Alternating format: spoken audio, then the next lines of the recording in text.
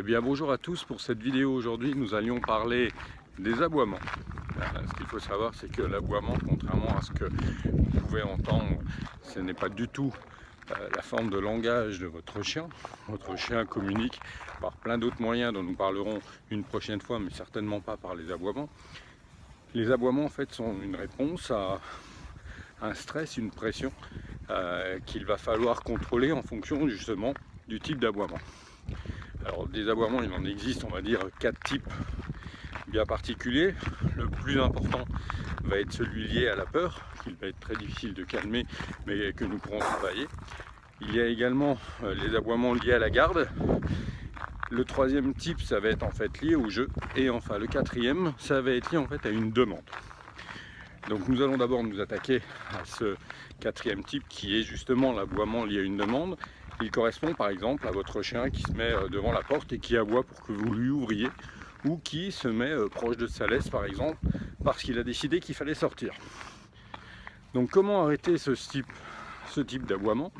Et bien tout simplement en arrêtant de répondre à la demande de votre chien. C'est-à-dire qu'il aboie parce qu'il veut sortir, et bien mon pépère, il va falloir attendre. C'est-à-dire qu'on ne prête même pas attention à lui et il va vite se rendre compte qu'il n'obtiendra pas ce qu'il demande sous prétexte qu'il aboie. Alors c'est un travail un peu long, mais je peux vous assurer que c'est payant.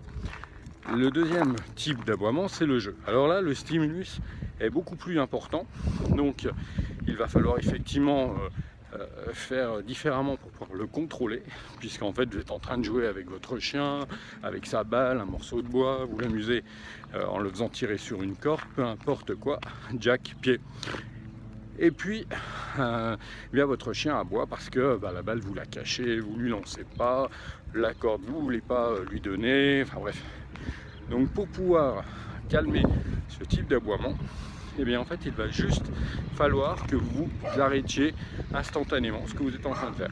Vous vous amusez à tirer sur une corde, ça l'énerve bien, hop, je me mets en position statique, je garde la corde dans la main et surtout j'évite de l'agiter, j'évite de l'énerver, et vous allez voir que petit à petit la pression va redescendre et les aboiements vont cesser. Le troisième type, qui est un petit peu plus compliqué à gérer, c'est l'aboiement de garde.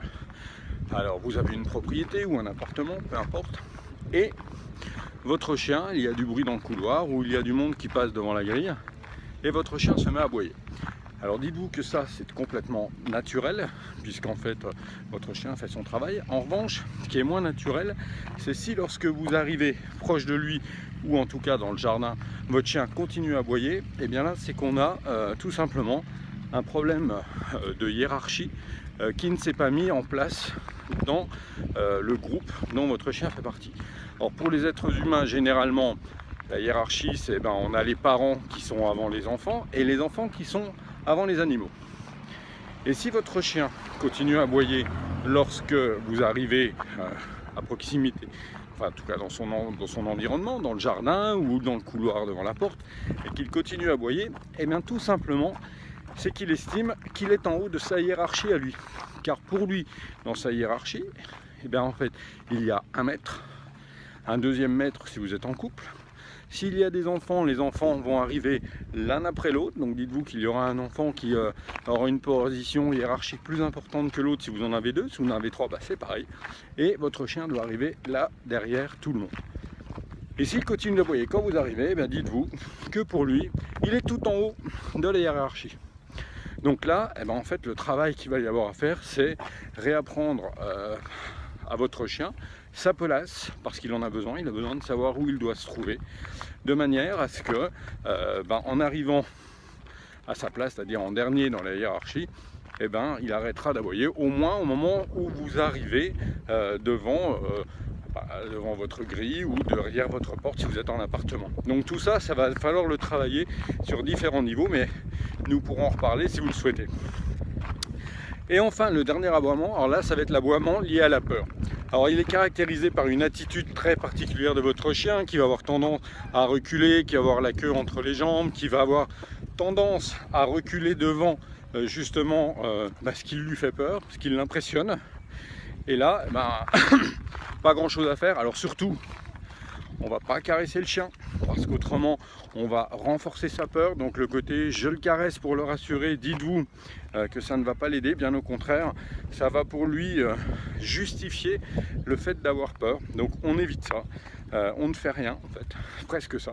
Et puis on essaye petit à petit de le mettre régulièrement en situation face à cette peur pour qu'il comprenne qu'il ne va rien lui arriver, que vous êtes là de toute façon pour veiller sur lui, et eh bien ça devrait passer. Donc voilà, donc pour aujourd'hui, moi j'en ai terminé. Juste une dernière note, comme vous le savez, la méthode Papate, c'est l'éduquer en toute complicité. À bientôt.